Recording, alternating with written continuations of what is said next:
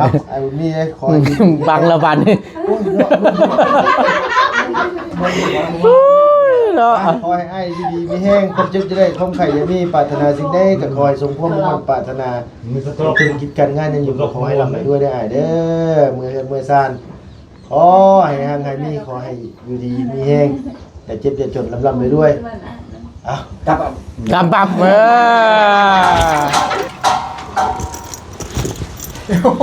เอาไปแล้วให้กลัวมาพอดนี่เป็นนี่มันกลัวมาพอดใช่ไหมแม่ดาวเอิงอะไรไม่คิดเหมือนกัน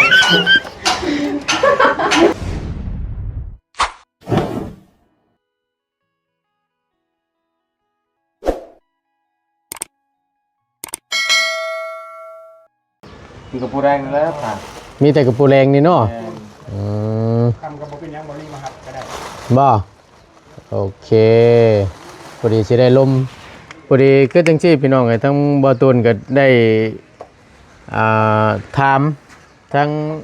น้องเพิ่นกับน้องนิวเพิ่นแต่น้องนิวเพิ่นบ่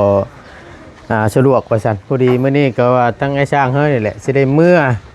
เดินทางเมื่อเนาะแต่ว่ามันพอดีทั้งบ่ตูนก็ได้โทรลมกับทีมงานแหละพอดีก็หาทางน้องนิวเพิ่นก็ว่าน้องนิวบ่ว่างแล้วก็ทางบ่ตูนก็ได้ล้มอยู่กับบ่าวดีเมื่อวานนี่ก็ว่ามาได้ก็สิเป็นช่วงค่ำๆว่าซั่นเนาะสิได้วนเข้าบ้านนาแพกเก็บงานแล้วพุ่นแหละแล้วจังสิได้วนกลับมาว่าซั่นสิเป็นช่วงดึก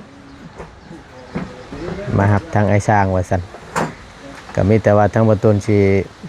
ได้แจ้งบอกเท่านั้นแหละพี่น้องเนาะ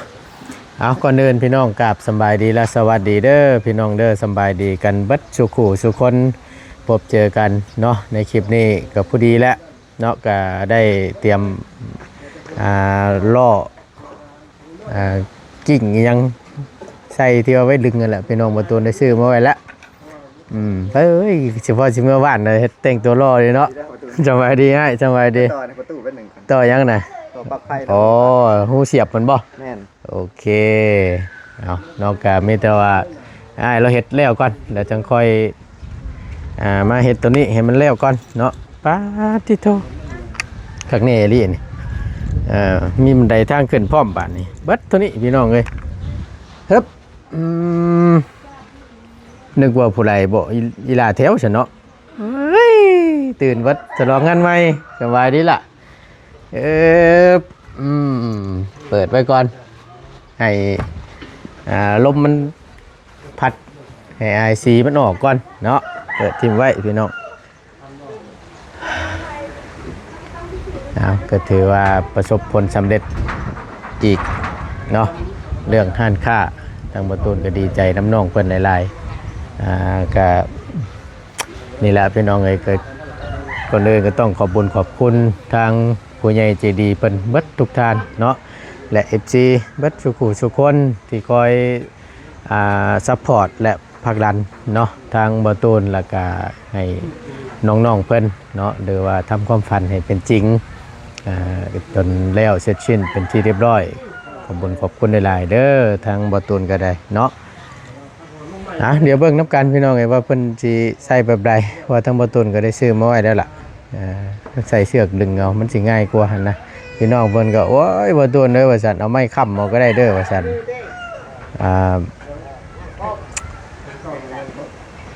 ค้ำก็ดีปีกย่างนั่นแหละพี่น้องเนาะแต่ว่าตัวนี้มัน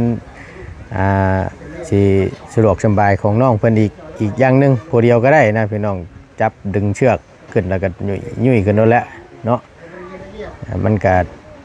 สิง่ายกว่านะเนาะเดี๋ยวให้ไอ้สร้างเพิ่นเฮ็ดก่อนพี่น้องเอ้ย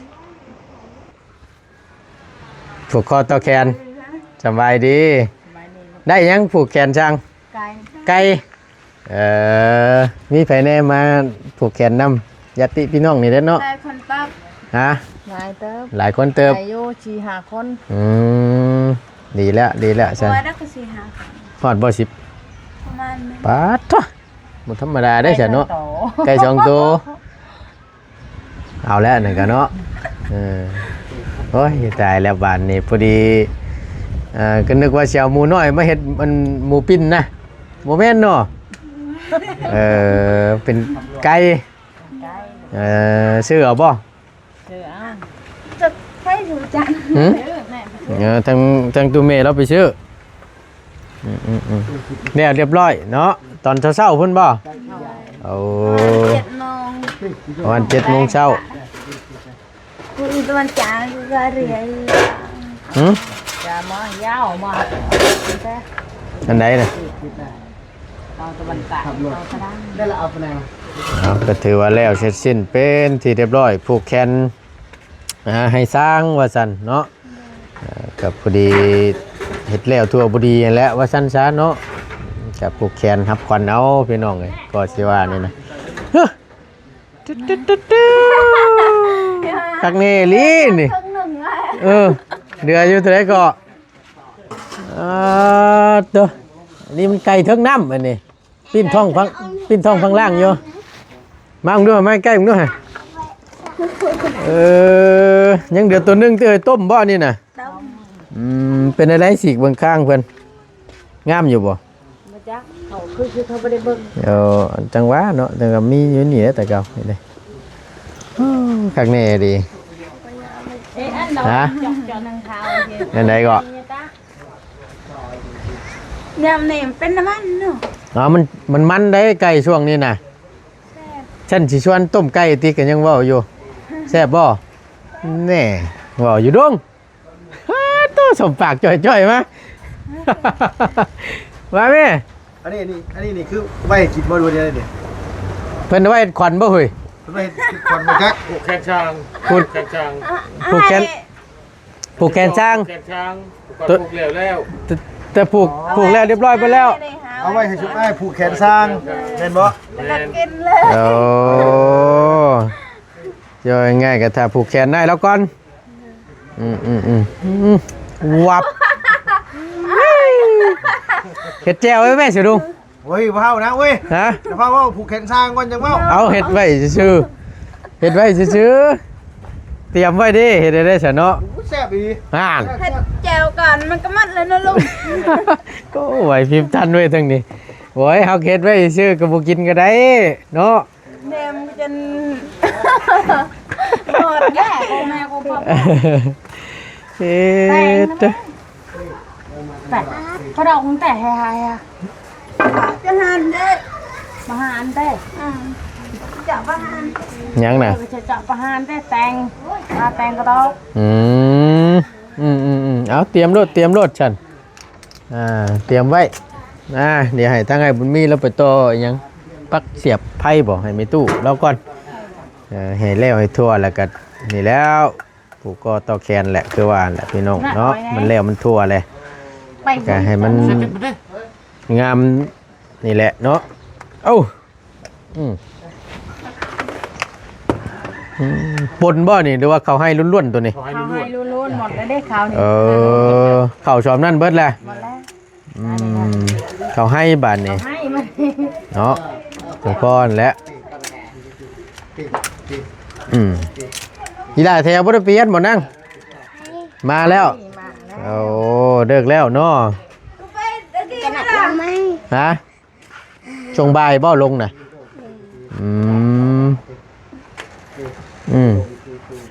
ฮัดโตสวดจูนพูนบาทนี่ ยันมันบกลุ่มเลยหรอก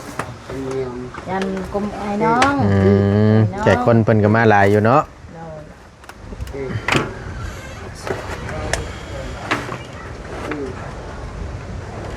ตะเลอันบ้านไหนมันแรกโกแมน เจอกับบ้านนะทีไหม โตเท่าไรนี่ซ้ำนี่ ตอนละแช่ลูก ฮัดโตนี่น้อยนี่นะ ตอนละแช่ 100,000 กีบซ้ำมันนุกขุบนี่กันเนาะแพงเลยดี แพงอันนี้ โพดโพพี่น้องเอ้ยสุดเดลีเห็นว่าแล้วก็ได้ห่อยังนี่ หาชิ้นแพ้ โมเมนต์ เอ้าอย่างนี้โมเมนต์ชิ้นได้นี่ ชิ้น ผัดผัดแพ้ผัดชะลงเอา วันจันทร์เลย เอา จำนะอัน จานนะ มีจานเนี่ยได้มาใส่ เอ็ดนะเอ็ดแต่งงานแน่นะแต่งงานเนี่ย โอ้ย คนนายเด้ โอ้ย คนนายเด้ มา เลย จานเด้บ่มีบ่จานมันจังไง แม่เพิ่นใช้คันแล้วมัน อืม จะช่วยไว้ฉันไอ้จะแต่งงานจะออดกี่ที่ฉันตัวแดนเปียก นะ นะ เช็ดเอาบ่เป็นหยังดอก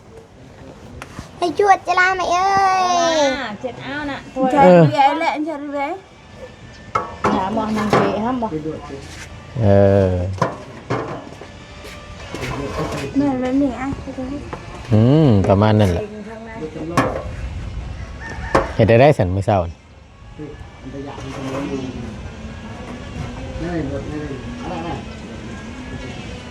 เกิดเบียร์ในกูบ้างมันกินเลยยังไง บรรยากาศพี่น้องเอ้ยมื้อนี้ก็จะว่าครึ้มแท้น่ะมึงเนี่ยก้อนมีตั้งสูงสะเหงาอยู่เพื่อฝนตกประจักษ์ลอกกันฝนตกนี่ก็พอแห้งแหละ ก็อ่านนะคุย อันใดก็ ไปกับเขากัน ไป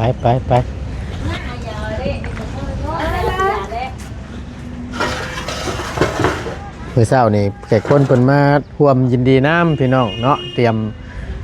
นี่แหละขึ้นหั่นโมเมนต์ว่าขึ้นหั่นค่าว่าซั่นซะผูกแขนสร้างว่าซั่นแขกคนเพิ่นมาร่วมน้ำเนาะก็แสดงความยินดีน้ำเด้ยนั่นแหละว่าซั่นซะได้ผู้ได้คนเพิ่นก็ดีคือกันเนาะถือว่าแล้วเสร็จสิ้นเป็นที่เรียบร้อยแล้วตั้งไอ้ช่างเขาก็มาอยู่นี่โอ้ถือว่าหล่นอยู่เนาะได้ครับงานก็หลังแรกของง่ายแล้วก็แม่นนี่แหละพี่น้องเพื่อนน้องพันธุ์เพื่อนน้องพันธุ์ต่อเพื่อนเมตู้น้อง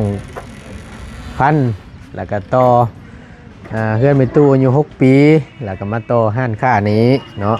ก็ถือว่าได้ครับ3 งาน 4 งานทั้งไงแล้วก็ถือว่าเรื่องสีไม้ลายมือนี่ก็บอกเลยว่าโมมีมงติว่าสั้นซะพี่น้องเนาะก็งามว่าสั้นซะพี่น้องถือว่ารายละเอียดยิบเลยเนาะคักๆบ่ตนก็ได้ดีใจเสียเงินไปก็บ่สิลายนะที่ว่าแล้วก็ได้ แม่ค่ะน้อยหลังเกิดเถอะ จึบตัวเราให้ใกล้ตัวดูแลนี่น้อยเนาะคักแล้วฉันนั่นนี่เอาอึ๊บผลแล้วเบิ่งได้กับรักเห็ดนี่ไงท้องได้ สบายดีนะเรียบร้อยเนาะ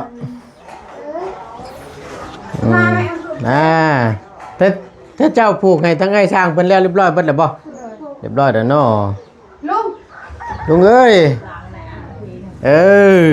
ร่อยเนี่ย เอาสายผูกแขนผูกถือก็ได้แทนกันก็ได้หน่อย ได้เบิดผูกให้อยู่ดีมีแห้งกันแหล้วว่าสั้นช้าแล้วตัวบ่ดีแล้วก็ได้เชือกแม้จะละจังละแต่ว่าดินมันต้องเป็นวงมันเลยก็ ผูกเชือกแล้วผูกเชือกแล้ว เลยก็ ก็จะผูก ไหนถ้าคันดึงไปแบบนั้นนี่งัดมันต้องดึงมาทางหน้ามันเป็นวง มาได้ว่าใส่ของไหนก็ดีนะ จะเรียนจับก่อน กำลังคำนวณอยู่พี่น้อง เรียบลง มีแต่ชั่วเท่านั้นแหละหน่อยเนาะคักอยู่ดีนี่เฮาดิ้งตัวนี้เฮาส่วนลายผู้เฒ่าเพิ่นสิมักบอกได้พวกเครื่องในนี่เด็กน้อยกินนี่สิบอกลือว่าซั่นใส่มาลุงเลยลุง เอาก็ได้ลุงเลยอย่า เอาสูดไปพูดในหน่อยนึงล่ะสูดไปตั้งใจหน่อยนึงบ่สูดฉาดนี่สูดฉาดสิได้แจ้งๆนะ มันอ่ะสาวมันอ่ะหน่อยคือเงิน ไอ้ที่ประเภทช่างอ่ะ มาให้สั่งมาก่อนมาขอเวลาแป๊บหนึ่งมาขึ้นมาก่อนมามาขึ้นมามาสิผูกคอต่อแขนให้นี่ เอาได้เนาะเมื่องามย่ำดีนี่ถือว่าแล้วเสร็จสิ้นเป็นที่เรียบร้อยแล้วว่าซั่นซะก็แม่นสิได้นี่แหละกลับบ้านกลับช่องทั้งง่ายเราก็ได้บ่รอดแล้ววันนี้เตงเจียว เตงเจียวไว้คักแล้วบานนี้ สบายดีดงสบายดีเอาโอ้ยรีโมทอันนั้นข่อยได้นี่น่ะจะไปเฮ็ดได้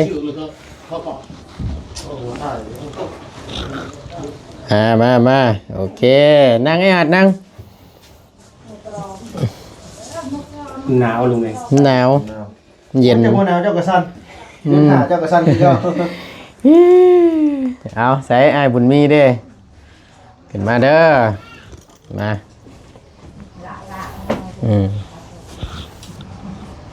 เอาผู้ใดอันผู้ใหญ่ผู้เตผู้กันนำพาแล้วบานนี่เด้อ ลุงเหมือนแล้วหนังวัวโตเดี๋ยวลุงเหมือน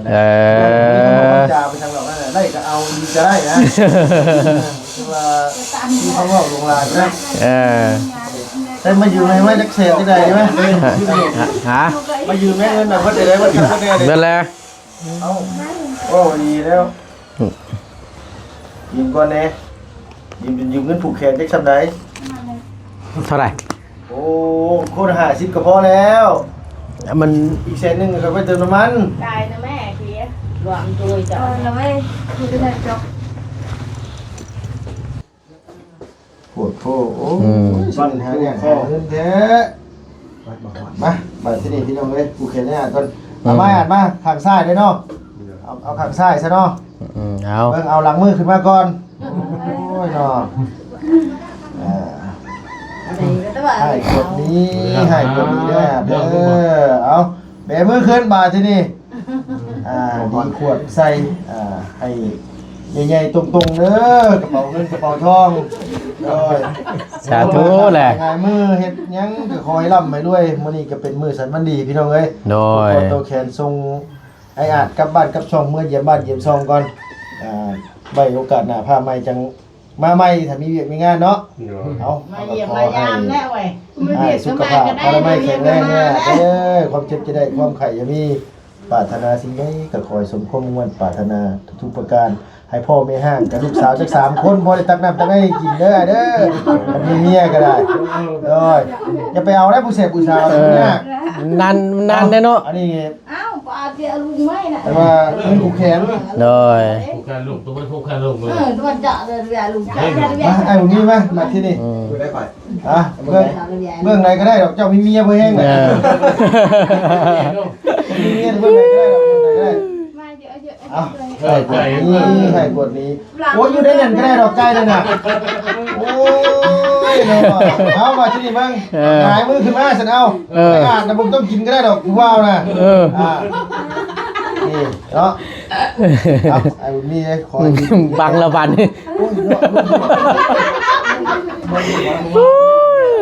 คอยให้ดีมีแห้งคนจะได้คมไข่จะมีปรารถนาสิ่งใดก็คอยสมความมุ่งมั่นปรารถนาถึงกิจการงานยังอยู่ก็ขอให้ลำไปด้วยได้เด้อเมื่อซ่านขอให้ห่างให้มีขอให้อยู่ดีมีแห้งอย่าเจ็บอย่าจนลำไปด้วยกำปั๊บต้องเท่านั้นกำมาเท่าไรเนี่ยโอ้ยพ่อดีหน่อยเนาะ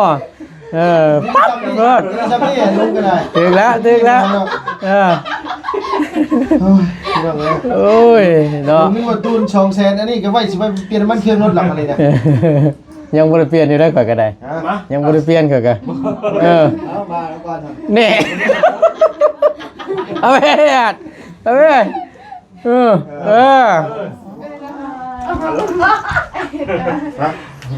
ัดก่อนต้องพัดก่อนพัดเป่ากันเนาะแล้วดีกันติ้งอุ้ยหลังปิ้งเลยกักใหญ่งั้นเท่าเกิดจะเท่าจะเกิดโดนสิได้เจ้าเห็นว่าผมเท่าน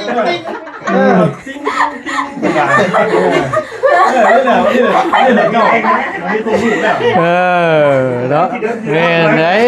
นี่แหละคุณมุกเคยเขาลงพวกกันอยู่ว่าติ้งเหมือนเนาะบ่ได้ปิ้งบ่ดิ เนาะ หายปั๊บปวดเข่าเด้อบาดนี้เด้อบ่เป็นติ่งลูกก็บ่ติ่งบอกเด้อ เออ มีแต่ว่าได้ยาข้างพี่น้องเลยนี่จะผูกแขนดีๆไม่แห้งเลยเนาะเมื่ออยู่เพื่อนอยู่ซ่านกันได้ให้น่าให้โดนเด้อบาดนี้เด้อ โดนอย่างนี้เนาะ ฮะไม่ห่างนั่งใหม่เด้อเนาะเด้ออ่านเด้อกันหนักเพราะร่วมงานกันไหม สาธุวัดเราเนาะเนี่ย ต้องลูกติดน้ำไหนไปฮะกับผมคันลูกบ่ติดยาวไร บ่แม่นยังมันสิยากเนาะ มันยิงผู้ชายก็มันยิงได้นะแบบเนี่ยมันสิแบบว่าไล่ตักน้ำตักในให้เขากินนะ แม่นความ ดีกดเขาลูกเขาบันนะอยู่เพื่อนอยู่ซ่านสางร้อยอะไรบัดนี้เนาะเมื่อแรงเงินเช็ดอีกแล้วเจ้าไอเช็ดในบ้านเพื่อนเนี่ย เราแล้วสิเช็ดให้แม่บ้านนะพร้อมลายมือเลยดิ อยู่แห้งเด้อเนาะเราอยู่ด้วย สาธุปั๊บไล่ละ2 ควัน3 ควันแล้วนะเนาะทั้งน้องๆเพิ่นผูกได้เรียบร้อยแล้วบ่ทั้งแม่ทั้งหยังนะ ออกแล้ว ผูกแล้วเนาะโอเค เบิ่งกับพ่อ ฮะ พ่อเบิ่งข้างไก่ก่อนเบิ่งข้างไก่ เบิ่ง เบิ่งสิได้เบิ่งคักๆนี่ ยังอยู่ได้ฉีกออกฉีกนั่นแหละฉีกออกมา บ่ได้นะบ่ได้ ได้ฉีกออกมาอันนี้ เบิ่งเด้มันแล้วเบิ่งยังไง ฮะ บ่ได้ เบิกขาคาย นี่ดึงเงินมาถอดนอก ไปตะวันเลย มันไป ที่ได้ลุงเขาเบิ่งนี่ลิ้น กูจะข้าง ดึงรีดมันออก นี่นะเรืออันนี้มันนี่ ดึงเอาสิว่าโอ้ยบ่เป็นโมควันโมคือในเบิ่งดิ้นไก่ เอ้าเว้นบ่จ้ะ บ่ได้ ยันวะ โอ้ยสิล่ำสิรวยสิมานบ่สิ เอา สิไอ้นุ่มบ่เคยสิจำคือ สิคอยนี่เนาะ โตขาดนั่นก็เอาอีกแล้วฮะ บ่ได้ ดึงไปนี่อาจเราฮู้อยู่แล้ว เลยแต่ดึงเลยสีไปดึงเลย ดึงได้ว่านี่น่ะ มีกระดอก ดึงสีปล่อย นี่บ่ เฮ้ยน่ะ ใส่ พี่กะเล่นี่ ปอกไป ก็ออกนี่บ่ ปอกค่อยปอกมีตัวกลางเบิ่งตัวกลาง มีตะกร้างได้มันมี ตั ตะ ว กร้าง กลางให้หน่อยนะ เอ้า นี่ต้องให้อ่านนี่เบิ่งขาดยอดเราก็คักบัดก็บ่เห็นนี่มันไปนำมันหลอดลมมันแหละ หม่มเลย ปึ๊บ คือวันนี้ แกเนี่ย แกนี่ว่าซั่น บ่คันแก้ตัวนี้แก้ได้อยู่ตัวนี้ แม่นบ่ แก้ได้อยู่ โอ้ยไวคักว่าหยังเนาะ เรียบร้อย นี่ว่า นี่เบิ่งกระดอกนี่ ตัวกลางบ่ กระดอกนี่ปอกออกชิ้นมันนะ ปอกอีกไงมึงนี่ ปอกกินเออ ปอกปานนี่มัน ต้องปอกคักอยู่ดิเนาะ หมอนี่ตาเห็นมันบ่แล้วมัน ได้แล้วบ่ คืองอกขึ้นหลังเลยว่าบันไดเลย เป็นไปหนาก็ได้จ้ะ อยากยังดิ ได้พ่อมันนี่ เบิ่งแม่บ้านนี่เบิ่งแม่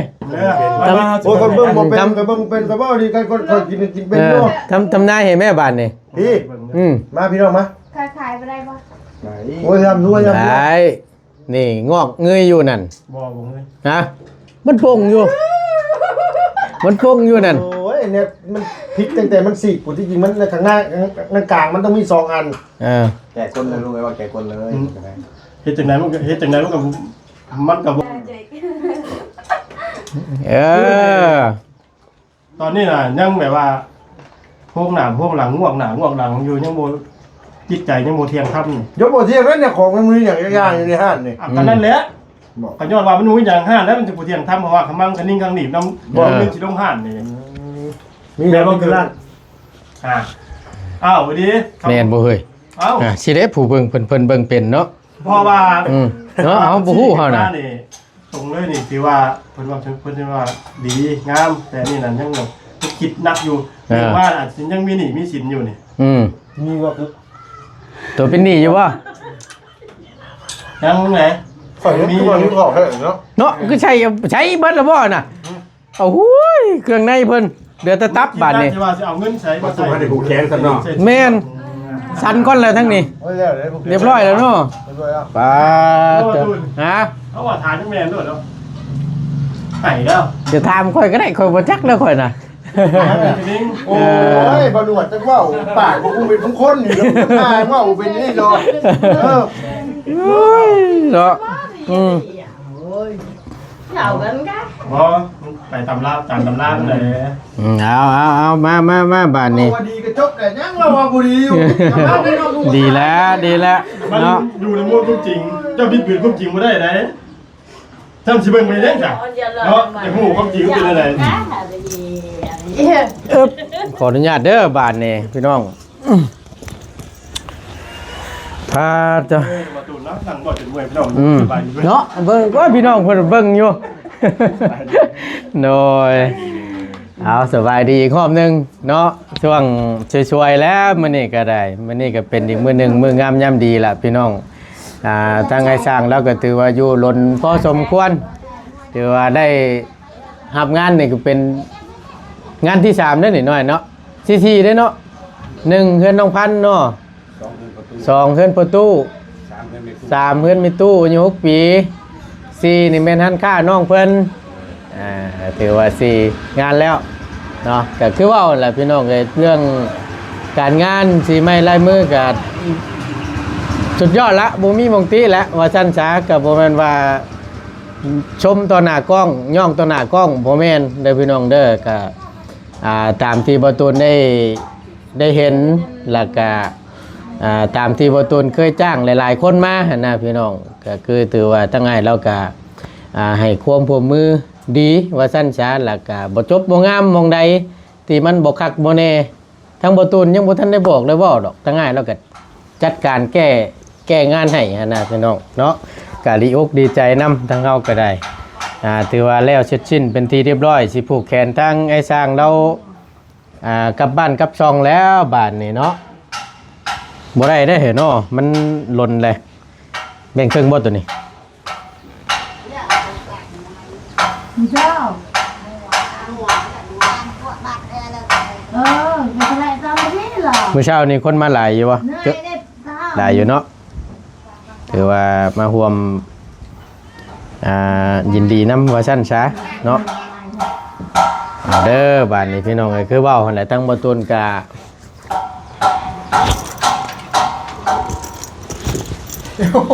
เอาไปแล้วให้กลัวมาพอดเป็นมือมันกลัวมาพอดใช่ไหมแม่ดาวเอิงเลยที่มือไหนอยากตัวเองแล้วแล้วอย่าให้ทำมาดูมันลำบากไป ว้าอันนี้หมู่เฮ็ดไปเบิดเลยเด้เปลี่ยนไม้เฮาบัดนี้ คนแล้วคุณโจไปแล้ว เอาฉันปลูกก่อนเบิ่งเด้อจับฉะช่วยกันเอาเนาะกะแล้วตัวบ่ดีได้เอ้ยเนาะทั้งน้องทั้งนุ่งก็บ่มีหยังแหละก็มีแต่ฝ่ายผูกแขนแทนใจแล้ววันนี้ผูกคอต่อแขนให้อยู่ดีมีแห้งและปีใหม่สิฮอดแล้วก็ขอให้มีแต่สิ่งดีๆและเข้ามาในชีวิตเด้อพ่อญาติโลกาก็ขอให้หายวันหายคืนเนาะให้อายุมันคนยืนแหละคือว่าหั่นแหละหาไม่ห่างนั่งใหม่ก็มีลูกติดนำเด้อพอได้กินเนื้อกินแห้งสาธุเด้อเนาะ สามวันชิดแล้วก่อนจะ ฮะแม่นบ่ ให้ตะวันก็ไม่ห่างตลอดเลย บ่แม่นหยังกัน โมเมนต์จังสั้น มันนานได้กินแห้ง ให้พรมาแบบพรหลายๆนี่บักได้ของดีเด้ เดี๋ยวนั้นเนาะเอาผู้นี้คือสิดันอยู่ดอกบัดนี่แคนเดียวแล้วก็เอาอยู่นี่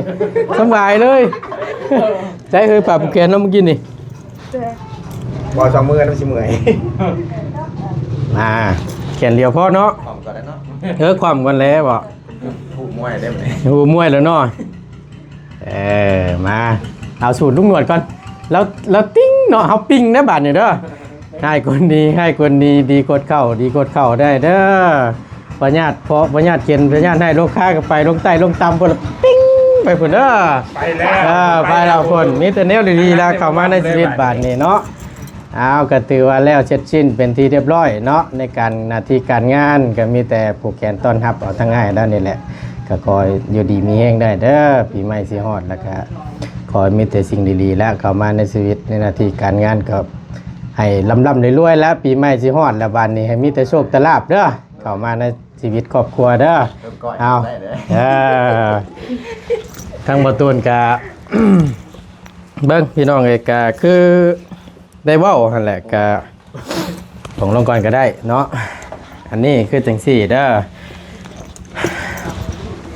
ทางบ่ต้นก็สิเอาอันนี้ก็จัดสรรมาไว้ให้แหละพี่น้องก็เห็นใจทั้งง่ายเราอยู่เรื่องจากว่าอันเรื่องทาสีว่าซั่นซะแหละพอดีทั้งบ่ต้นกับไม้เราก็ได้ล้มกันกับเรื่องไม้พาเชล่าแต่ว่าบัดนี้แหละมาเปลี่ยนเป็นไม้แป้นแล้วบัดนี้มันมาบวกกับทาสีมีหยังน้ำแน่ค่าแห้งก็คือว่าแหละ3 ล้านหาเนาะก็สมมาพระควรพี่น้องกันละทั้งอ้ายเราก็บ่ได้ว่าเอาเกินนะทั้งบ่ต้นก็ยังว่าโอ้คิดเห็นทั้งอ้ายเราก็ถือว่าตัวนี้เด้อทั้งอันนี้เฮาสิให้ต่างหากเป็นสินน้ำใจของทั้งเฮาว่าซั่นซะและมอบให้ทั้งอ้ายค่าเหือค่าแห้งเก็บสีเก็บหยังทาสีได้เด้อคนละ 200,000 ได้เด้อเอาโดยพอได้อยากได้กินทั้งง่ายเราก็บ่ได้เว้าหรอกบ่ได้เรียกร้องหยังหากแต่ว่าทั้งบ่ต้นนี่เอาให้ทั้งง่ายเราพี่น้องเนาะก็เห็นใจเราอยู่ว่าซั่นซะเนาะเอาก็ถือว่าแล้วเสร็จสิ้นเป็นที่เรียบร้อยบาทนี่เนาะก็ขอบอกขอบใจทั้งง่ายทั้งสองเด้อที่ให้ความร่วมมือก็ดีใจทั้งเฮาก็ได้คงสิมีมื้อหน้าเนาะจะมีโอกาสหน้าฟ้าใหม่ถ้ามีเวียกมีงานก็สิรับใช้คือเก่าเด้อเอาให้อยู่ดีมีแห้งบานนี่ทั้งเจ้าปลูกทั้งเพิ่นแล้วบ่เรียบร้อยเบิดแล้วเนาะโอเคสั่นไปบานนี้อยู่ดีมีแห้งง่ายเลยขอบอกขอบใจหลายๆเด้อโดยขอบใจโดยสบายดีท่านก็สบายดีท่านมีน้ำแน่โดยสบายดีเด้อสบายดีลุงแม่นบ่โดยเห็นไอ้คือน้ำตาพังลุกยางได้ลุงก็ได้ลุงมาสิท่วงอยู่เมื่อกี้นี่น้องคนเมืองข้างไกลนี่คือสิบ่ได้ผัวง่ายดอกเจ้าจักปีตอนนี้คันเรื่องร่ำเรื่องรวยนี่23 ปีอาจสิมีอยู่แต่ว่าเรื่องผัวนี่ก็สิรออยู่ประมาณจัก45ห่างนั่งมานั่งโดยฮะคือมันแค่ซ้ำเติมเลยบ่ได้มึงแม่นมาซ้ำเติมได้คนแบบนี้หาคู่ยากพี่น้องเอ้ยบ่เชื่อบ่เนี่ยมึงคาดไว้ได้คือเนี่ยนอนละง่ายเลยแนมมือค้างแนมมือคือเงินคือสูงแท้สีข้างเอาน้ำครัวหาเงินนั่นได้หลายๆก็ยังเอาเนาะได้อยู่ดอกผัวนั่นน่ะบ่เป็นบ่ได้ก็ได้อยู่แต่ได้ซะบ่ได้แต่ว่ามันหล่นเนาะโดยคันเป็นผู้บ่าวกับผู้บ่าวสมน้อยได้กับทำแบบจ้ะอันนี้ปิดไว้ได้ดิค่ะแม่นคักบาทนี่เนาะรถเป่าไปให้แบบปิดประตูทั้งนี้ได้เนาะเอาเงินบ่เจ้าอ่ะโดยก็ยังแต่เป็นประตูเป็นยังดอกแค่ได้วันตัวนี้อย่าปิดลงมาลั่นลงมาปิดลงมานี่คือบอกกันได้ว่าหมอคลานไส้นี่ก็ต้องบ่รับเรียกคุณสิบอกซะสิบอกให้แท้แล้วนี่นะคอยดีเลยอย่างนั้นน่ะไปแล้วเจอแล้วเดี๋ยวบาดเดี๋ยวญาตินะญาติประตูตำเจ้าแล้วนั่นน่ะ